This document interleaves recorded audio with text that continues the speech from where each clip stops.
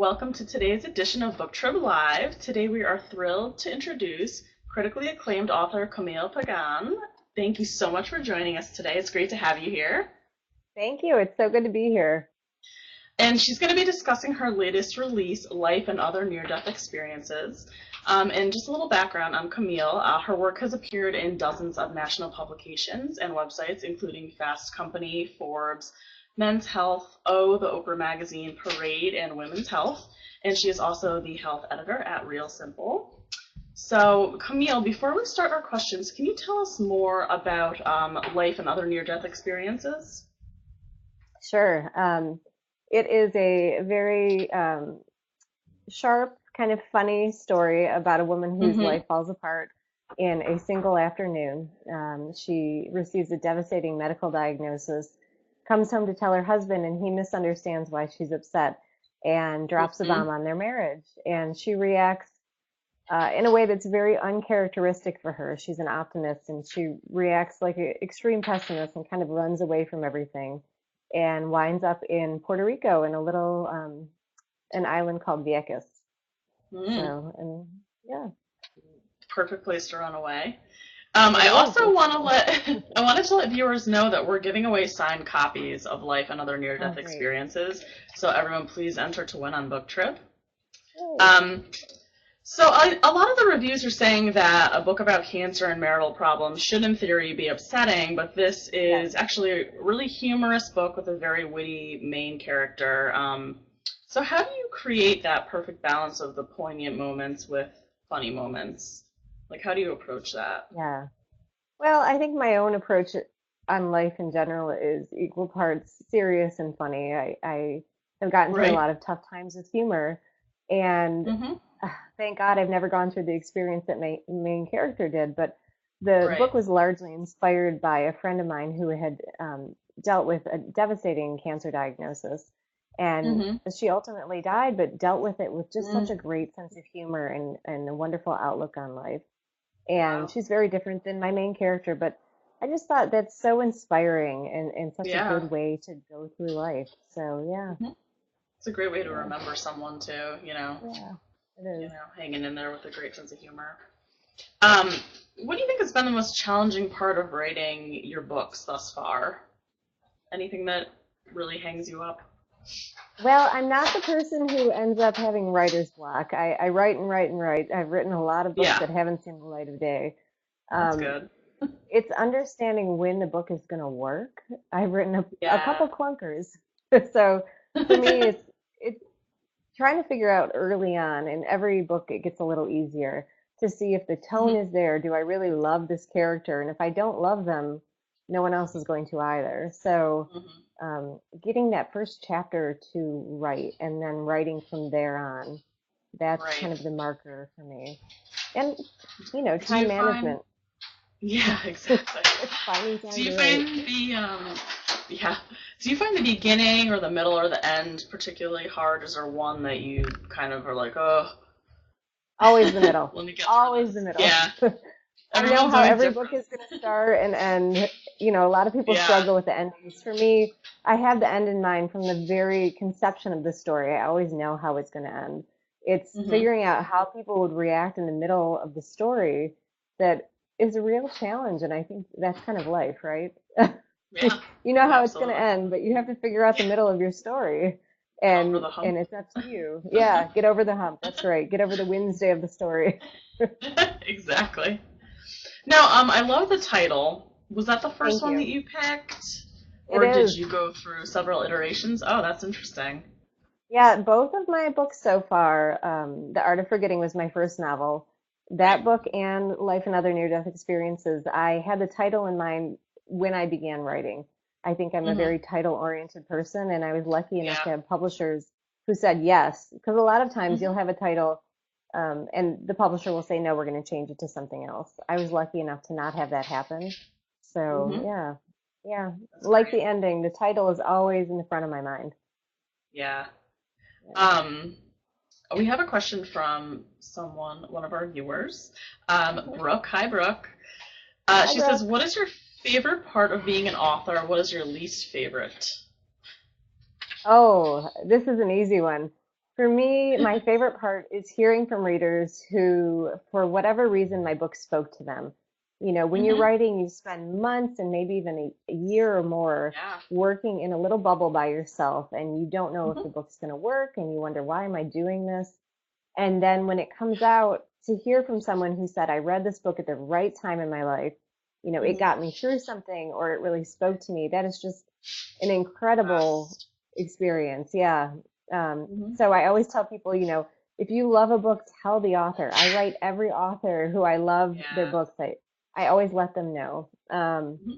The hardest part is that, you know, the flip side of that, writing in a bubble, not Mm-hmm. knowing if a book is going to work. It's a lot of commitment. It's a lot of time away from my family, Mm-hmm. time away from other professional endeavors, and Mm-hmm. every single book is a gamble. So Yeah. that's tricky.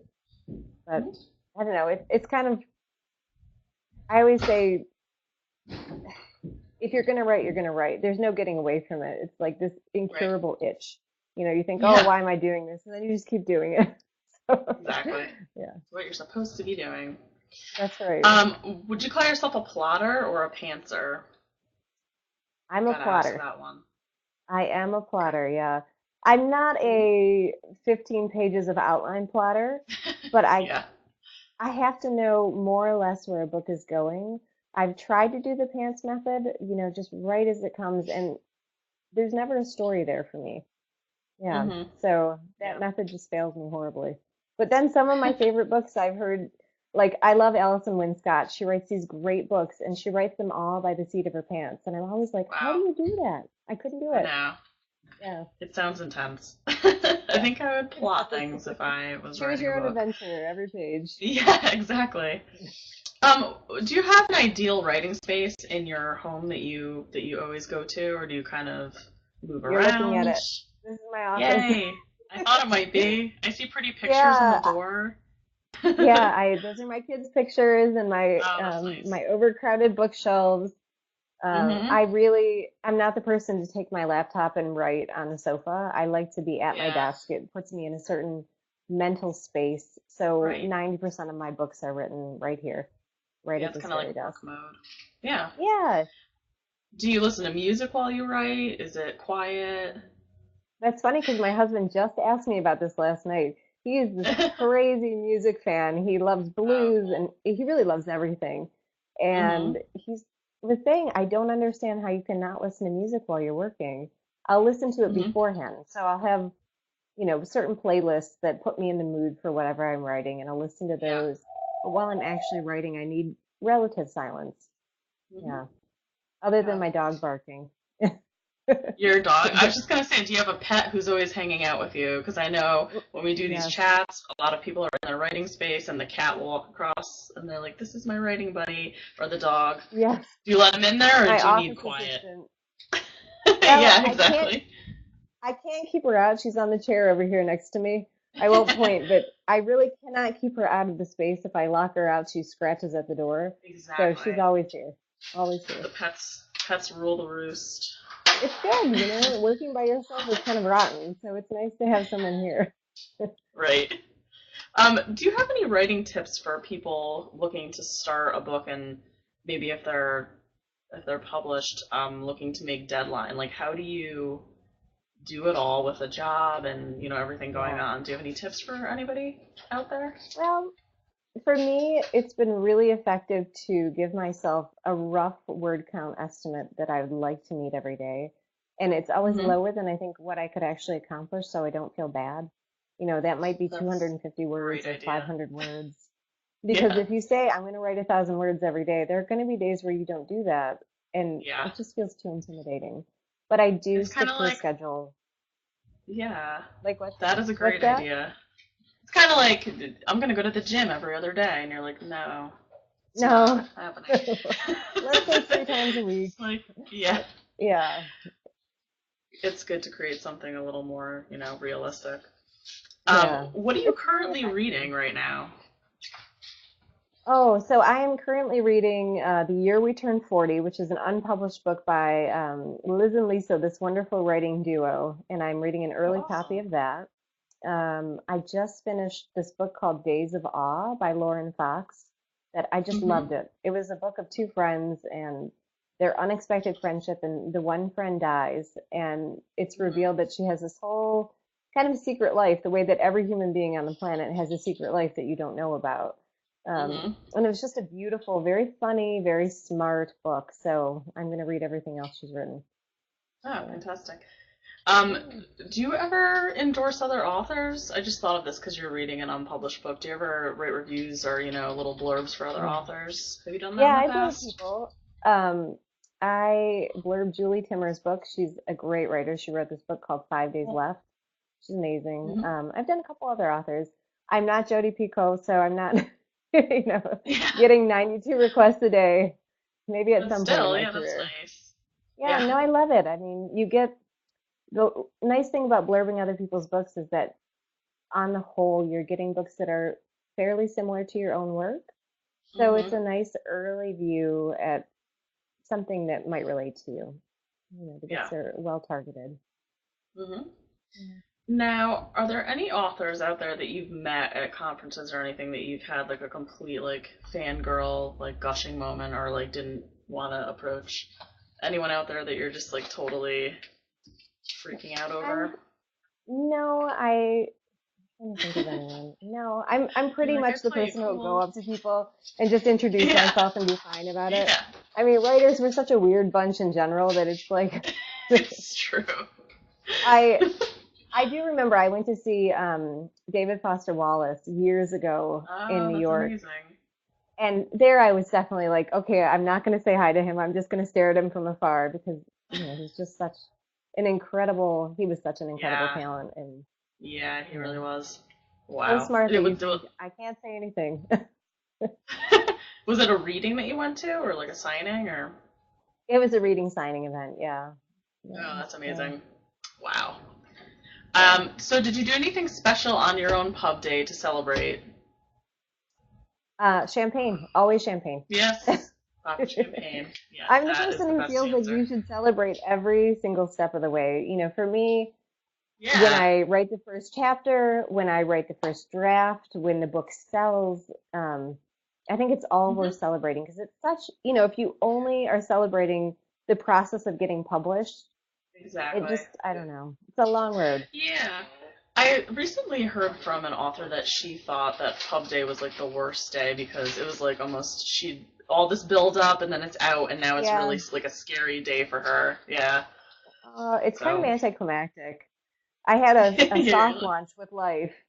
They Lake Union released it a month early via just as a ebook, and that was Mhm. wonderful because I had a whole month to warm up to the idea of my book being out, and we had a bunch Yeah. of sales, and it was really nice. Yeah. Mhm. Um, so I wanted to also bring up your last book, The Art of Forgetting. For those who might not be familiar with it, can you just fill us Hmm. in on it a little bit and kind of like the major themes in it and just a little Yeah. recap? The Art of Forgetting was the first book I've ever written from beginning to end, and it was just incredible good luck that I happened to have it published. Um, Yeah. it's the story of two friends who have been friends since childhood and they stay friends into adulthood. One of them Mhm. is this sparkling, charismatic ballet. She's a dancer. And the other Mhm. friend is a little meek and has problems with her confidence. And the more charismatic friend is in a terrible accident that affects her memory. Oh. She suffers a traumatic brain injury. And the other friend is by necessity has to step it up in her own life to help her friend. And so Mhm. it's really looking at the way that we kind of get typecast in our own lives, the way we fall into roles because they are what we've always done and what it takes to Mhm. get out of those roles and just the Yep. power of friendship. Yeah. I love stories about female friendships. So I Yeah. wanted to write a book about one. Yeah. And the cover is absolutely stunning. It's a picture Oh, of thank the you. ballerina stretching in her Yeah. beautiful ballet tutu. And If did anything, you too kind of stunning. yeah, it's like wow. Yeah, it pops. Did you have any creative influence, or did the publisher go, full out with it? What was the So decision with that? it's It's interesting. The Art of Forgetting to me is a more beautiful cover than the one for Life and Near Death Experiences. But Life, I love that cover because it fits the tone of the Yeah. book so well. The Art of Mm-hmm. Forgetting, like Life, it's serious, but it's also very funny, and very, my protagonists are stream of thought kind of people. That's the Yeah. style of my writing. And I think with the ballerina, a lot of readers picked it up thinking they were going to get this very, very deep, serious book. And my book is poignant, but it's also very humorous. Yeah. So in a lot of ways, Life was a better fit for me. In both cases, Mm-hmm. the publisher asked for my input, and I Mm-hmm. love both covers. I think they're both great. So Yeah. yeah. How about What do you think? overseas? Is there a different cover that they're marketing? No, it's the same, which is so interesting Oh, because with, interesting. yeah, The Art of Forgetting, the book did really, really well in Turkey and Italy, which is so strange to me. I was not expecting Interesting. that. And they You had never different know covers. where. Yeah, so it's almost a test to see which cover will sell. But Life, Yeah. it's the same cover everywhere. And we've Hmm. sold, gosh, I think 30,000 e-copies already. It's been incredible. Wow. Yeah, it's been Yay. really wonderful sales. And the e-copy, the cover is the cover is the cover, no matter where it's selling. So that's been really Exactly. interesting. Is there something that you prefer more? Do you go more towards ebooks? Do you have a Kindle or do you like hard copies? I like both. I like both for different Mm. reasons. In a Yeah. lot of cases, I buy a lot of ebooks, a lot. It's Yeah. that kind of, you can instantly buy it. You can read it whenever you want. I love to Right. travel with it. Um, Mm-hmm. a lot of times, if I truly love a book, I'll end up buying the hardcover or the paperback after I've Mm-hmm. already read the e-copy, so I can just have it on my Yeah. bookshelf because I'm very much a Yeah, book that's a great hoarder. idea. It's like a nice aesthetic. Yeah, for your writer's Yeah, space. and just to be able to pick it up and look through it. Yeah. So, Um, and the art of forgetting is also a lot about forgiving. Do you yeah. have any insights or any advice on how to easily forgive someone? It's a hard thing to do. Oh, what a good question. Yeah, there's a Lily Tomlin quote at the beginning of The Art of Forgetting that Hmm. I'm paraphrasing. I'm not going to get it quite right, but forgiveness means giving up any hope of rewriting your past, basically. It's this That's great. radical acceptance of what has already come. And that's very Buddhist, but I think it's good Hmm. life advice for those of us of all religious persuasions to just, Yeah. it's over. Yep. What do you want the It's already future to look happened. like? Yeah. Hmm. So that's the And great human yeah, experience. We've all been wronged. yeah, it happens to everybody. It And it's happens to gonna happen everybody. again, It's true. so you know. Yep. So I know that you mentioned that life and other near-death experiences was based on like a friend, or loosely, Inspired by, yeah. um, inspired by, right? So did the art of forgetting stem from a personal experience or something that someone that went through, or was it totally imagination? That was interesting. I had been writing about traumatic brain injury and discovered that it's very common in women. And I didn't know that even as a health writer. And I Huh. thought, well, there's a story here. So I have known people, acquaintances who've had traumatic brain injuries, but no one close to me. That was very much a Yeah. figment of my imagination, Hmm. coupled with this very heavy dose of research. So I went through the literature and I spoke to physicians and people who'd had brain injuries and then Hmm. just crafted a story out of that. So Yeah. yeah, it was, Hmm. yeah, a very different writing experience. Yeah. They were very More research and yeah, a lot fact-based more research. research, yeah. Yeah. Whereas Life and Other Near-Death Experiences, my husband's family is Puerto Rican, and we spend a lot of time Hmm. in Puerto Rico. So if Oh, anything, beautiful. that was like, I just knew that my main character would end up there because it's such a special place Yeah, to I was me. gonna ask you. It's very magical. Yeah. Yeah. Just some of my best life experiences have been in Puerto Rico. We go a couple times every year, and my husband and I have been together for 17 years now. So um, I wanted to put that magic in a book. Yeah, Yeah. absolutely. Um, Now, speaking of your health and fitness writing, how did you get into that? When did you start with that? Can you tell us a little bit about your background? Yeah, I thought I would be a physician, like so many Oh, writers. I hear this all the time from writers. oh yeah, I'm gonna, I was gonna be a doctor. And then you get to school and you realize that your strength is in writing and editing. Yeah. And so I did pursue health, and I worked at a cardiac lab during college and Mhm. really found that interesting. Went to a post grad program and immediately got my first job at Fitness Magazine, where it Oh, was kind of fantastic. hands on learning about health. Yeah. And Mhm. the rest, it's just years of studying it, looking through medical literature, writing about it. That's the Yeah. great thing about journalism. It's hands-on training. So if you want to learn Mhm. about finance, you become a finance writer. You want to learn about health, you become a health writer. Yeah. Right. So you must have written everything on health, basically. I mean, a huge Yes. array of things, I'm sure. I am a font of useless health trivia. That's Anything you want to awesome. know. Yeah, Yeah. atrial fibrillation, anything, weight, you Yeah. name it. Yeah. She's a walking It's great though. encyclopedia. I mean, I find it fascinating. I gravitated toward Yeah. it because I think I do have an innate interest in health and Mhm. well-being. And Mhm. I'm also at the same time a very skeptical person, which I think you Mhm. need to be a health journalist. I take Mm. everything with a grain of salt. There's always this new Yeah. study showing I that you're going know. to lose 42 pounds if you take this special extract. And you have to Yep. look at that and be able to look at the literature and be like, no, probably not. Like, let's look at the bigger picture. Yep. So, Always a new yeah, diet and a new fad. always, always. Now, so far you've written standalones. Would you ever want to write a series, or do you like doing, a different story every time? I love doing a different story every time, but my Yeah. girlfriends are all trying to convince me to write a follow-up to Life. They're like, come Oh, on, do really? the sequel. We need to know. Yeah, Uh, yeah. What's interesting is that Life originally had a very different plot point. The main character was going to find out that she did not have cancer. And I mhm. wrote it that way, and it wasn't quite right. And my agent read it, and she was like, "No, let her really be dealing with this diagnosis." Yeah. So I went back and rewrote it. It's such a better book now. Yeah. Huh. Awesome. I know. Thanks to your agent. That's awesome I advice, know. right? Oh, It's she's a great. great first reader. She just knows. She knows what's going to work and what's not. Yeah.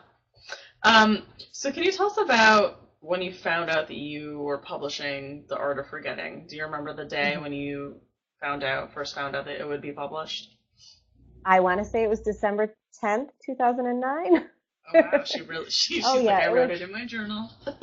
Oh, it was one That's of those. amazing. I have always wanted to be an author. I wanted to write Mhm. novels pretty much as soon as I could pick up a pen. Yeah. And like a lot of writers, you kind of put that dream on the back burner because you're like, well, it's just a dream. And I had this wonderful, I have an aunt and uncle who just really encouraged me to pursue that, even though I was Mhm. thinking, oh, it's not practical, it's not practical.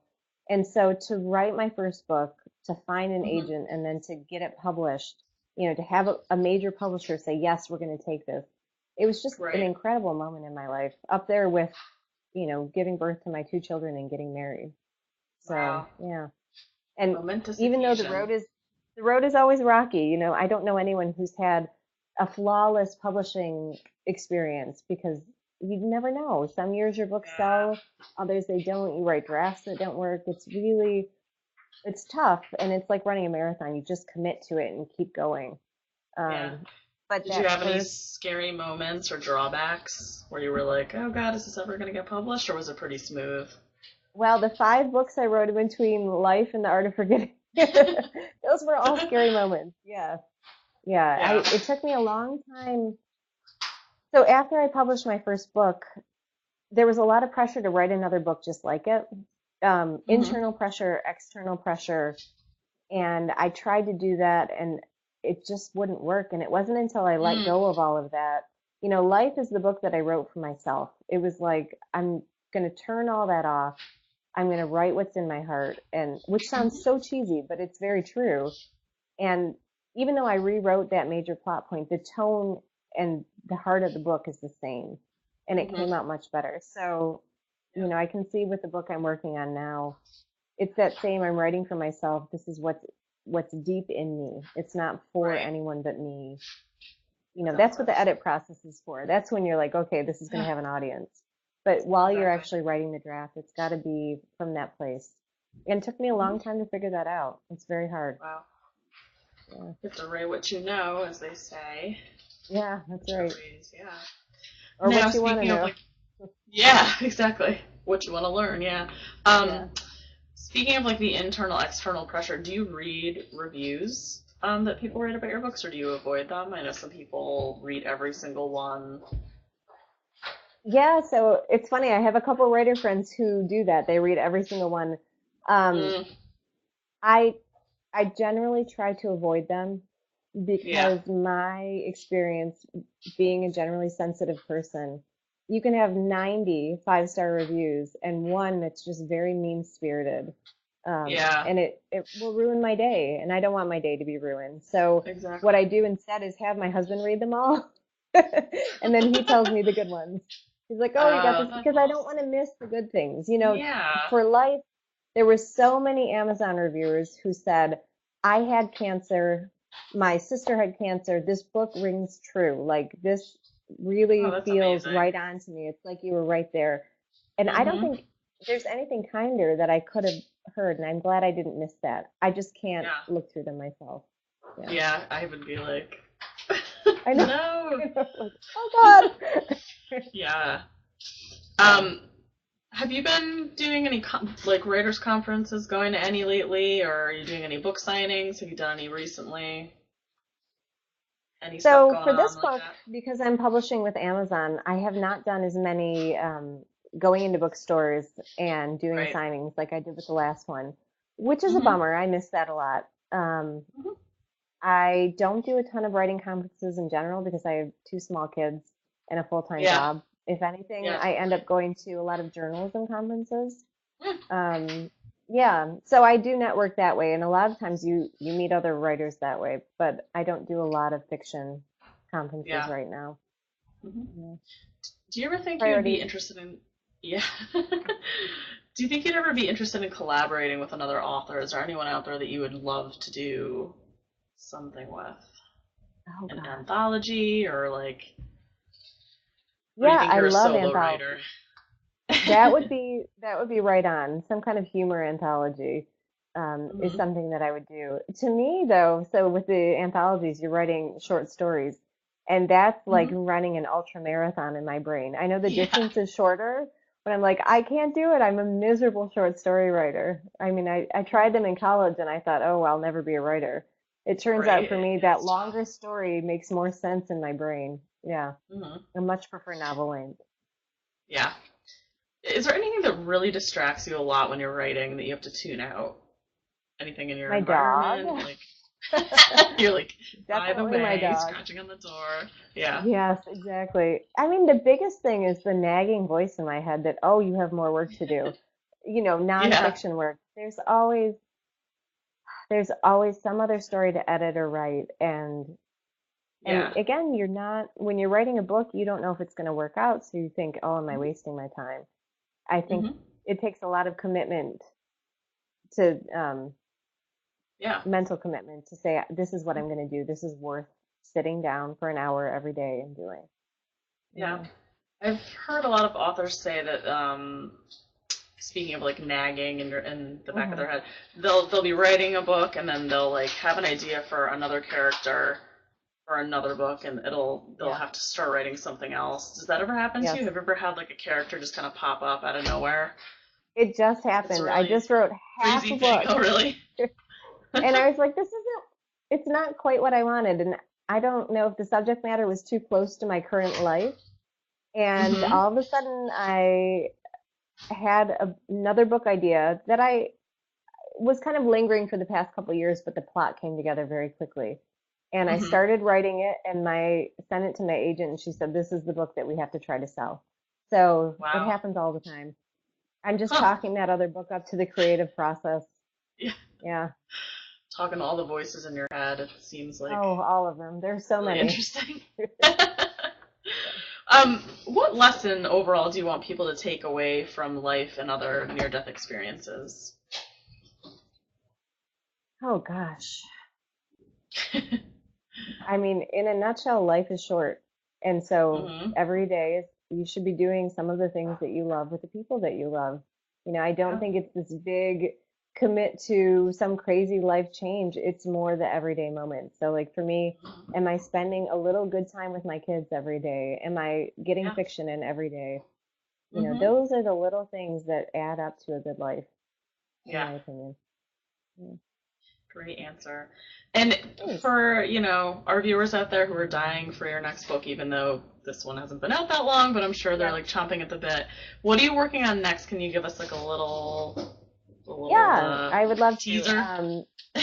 I'm hoping this book will be out within a year or so, actually. Knock on wood. Ooh, The joy of publishing through Lake excellent. Union is they put books out quickly. And it's kind of a faded love story of three friends, um, Hmm. two old friends and the woman that they both love. Oh, fantastic. You guys heard it here first. We're Yes, very we did. excited for the next great read. And thank you so much Thank again for you. joining us, Camille. It's been great. Oh, And thank you for everybody having me. stop by and enter to win copies. Please do. I'll sign them myself. Signed copies, yes. The real Yay. deal. Thank you. Take care. Thanks. Thanks, Bye. everybody. Bye.